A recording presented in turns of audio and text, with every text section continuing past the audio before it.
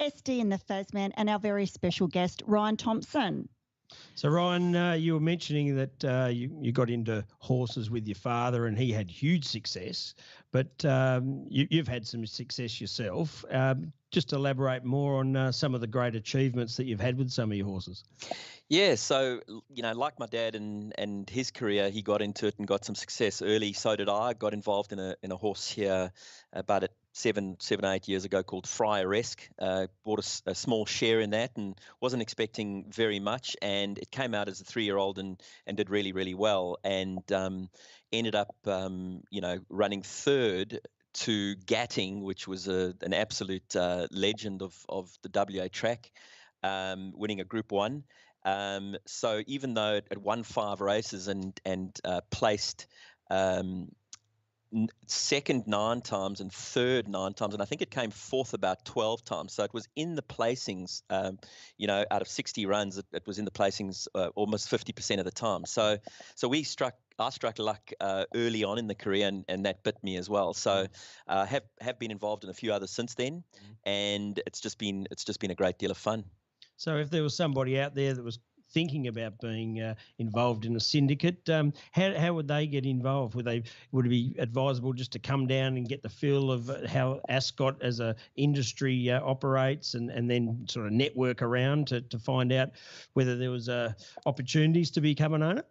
Yeah, look, it's never been easier to get into racing, because before, when my dad was an owner, you either owned the whole horse or you were lucky to pull 2 or 3 people together to own the horse. These days, with syndications, they've made it very, very easy. You can have as little as 2.5% to 5% of a horse, which actually gives you as much fun as owning the whole damn thing. So, and the structure of the payments and obviously the communication between the trainers and of course, the jockey club and of course the turf club.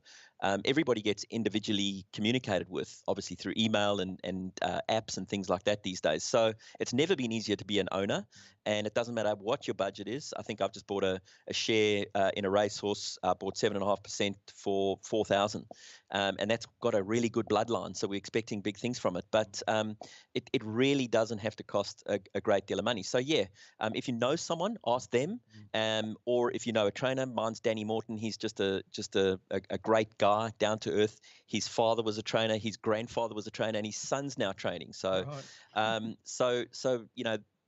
go down to the track, meet people, ask some questions, and get involved. Now, we spoke a little bit before you came on air, and you were explaining how big the industry is and how many people are involved. And it was quite extraordinary when you think of the trainers, the jockeys, the hospitality. It's a huge industry, and a lot of money involved in racing, isn't there?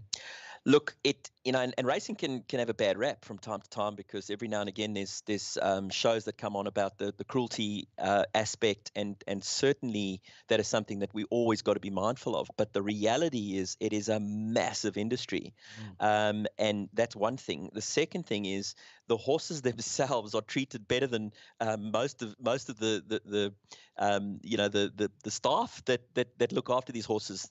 People who are involved with horses have a true passion and love for these animals.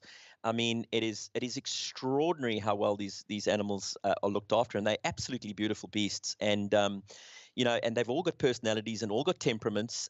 So each individual horse needs to be taken care of and looked after in its own particular way. It's not a one size fits all. It's like having cats or dogs or pets at home. Every single one has its unique personality, its unique character, and horses are no different. So yeah, it's a massive thriving industry. You've got jockeys, you've got the strappers, you've got the owners, you've got the trainers, you've got the everybody involved with the tracks. One of the most about real estate agents, with the leasing of some of the like the stables and the farms and all that. It's a very big industry. It's absolutely massive, and it affects so many different aspects. Yeah, absolutely. And you've got involvement in 3 horses you mentioned at the moment. Is that right? So yes, I've got three at the moment. 2 are babies, so they're coming through. Yearlings and weanlings, so they're coming through. They will take a bit of time, maybe a year or 2 until they hit the track. And then I've got one that's out in the paddock at the moment, which unfortunately damaged his hoof, and that will put him out for 4 to 6 months.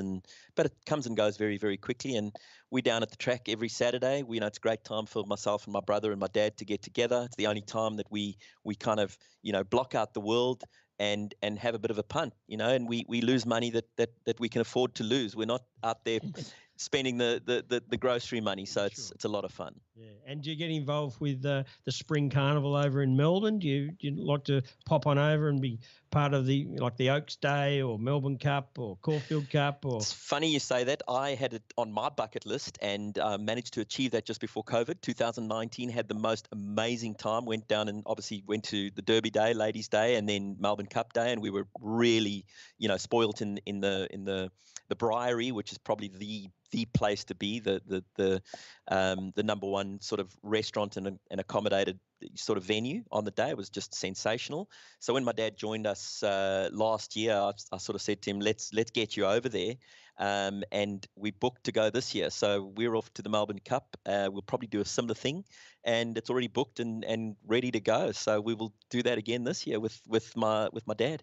Well, we might have to ask Ryan for a couple of tips, because I think he's got more of an idea about what's going on with the horses for Spring Carnival than what I do. But Melbourne Cup's one of those pretty hard to back, but it sounded like a great carnival to be a part of. SD, do you like the horses? I don't mind them. I mean, I'm not a regular horse follower. I'm actually more of a trot girl. I really like the trots. I think that's a really great family atmosphere as well. You speak about spending time with your family. When I often have family over here in the West, I take them to Gloucester Park and we have a night out, and we bet a couple of dollars on each race and have a great old time. I love the atmosphere, yeah. And I like to hear the fact that, because there is a lot of controversy in horse racing, and you see it more and more now on the big carnival days.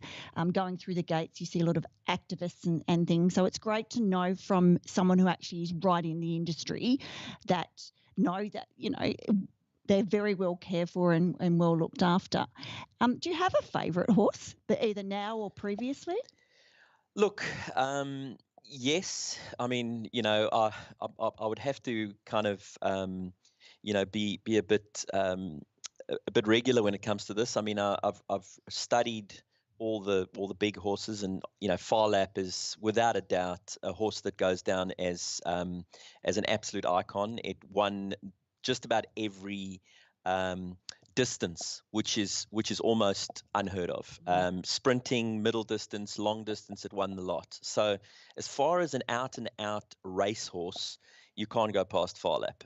Now, of course, the latest 2 that have come through being Winx and Black Caviar. I mean, the record that they both have with the amount of wins that they had consecutive also have to go down as without a doubt the best racehorses in the world ever.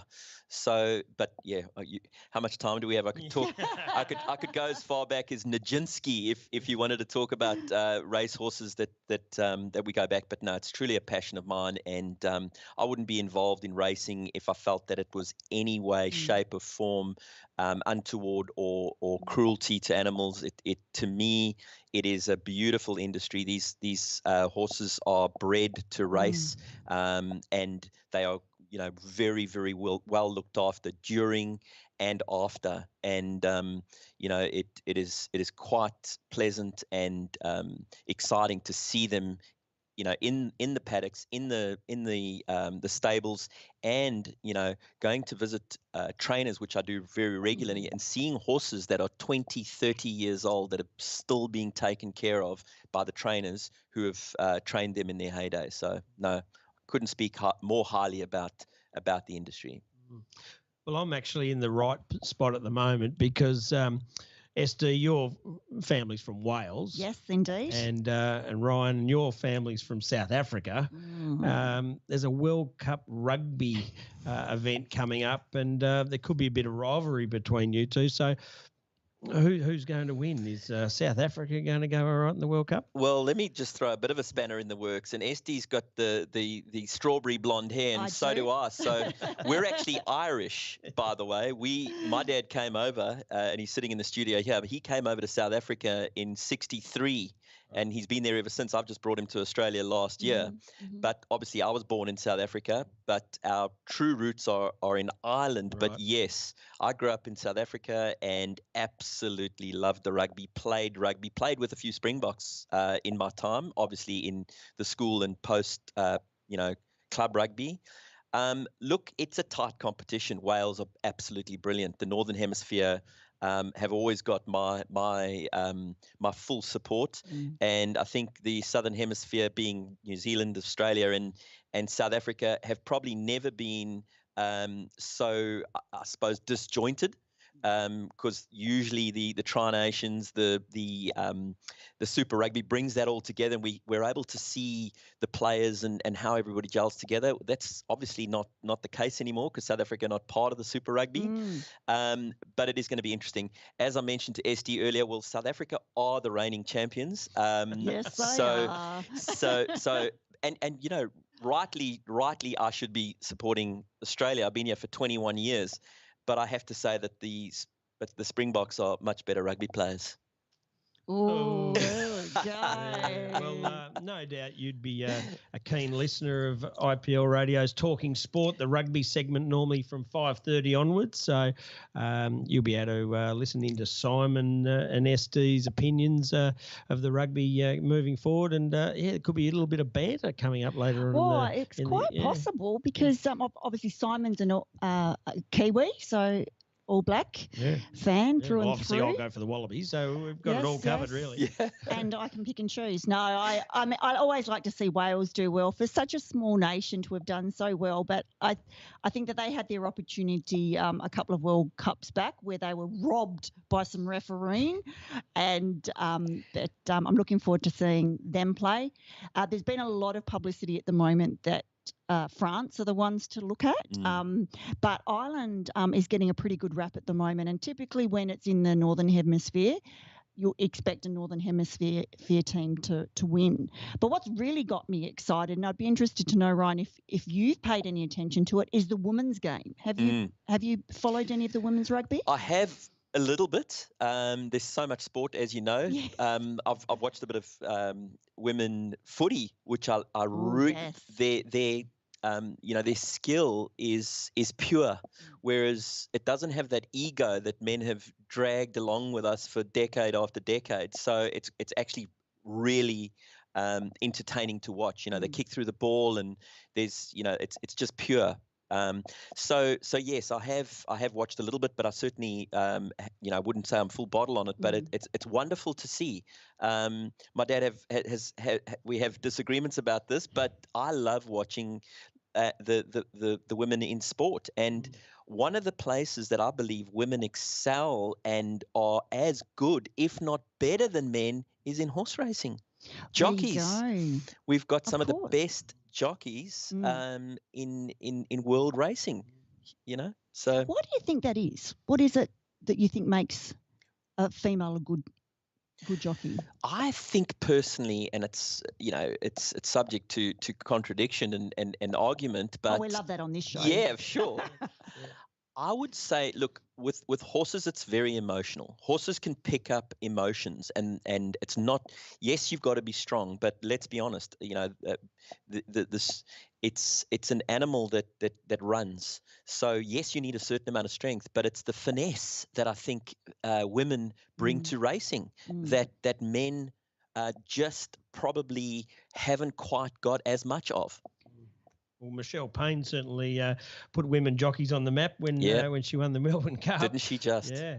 Didn't she just? I was down in Hobart living for a few years, and she came down and rode in the Hobart Cup, and briefly met her, and lovely person. Oh, I'd love to meet her. She's amazing, absolutely amazing. Yeah. Well, talking of performance, you're a coach, a performance coach, and you've been involved with industries, mainly real estate. You coach real estate agents, businesses.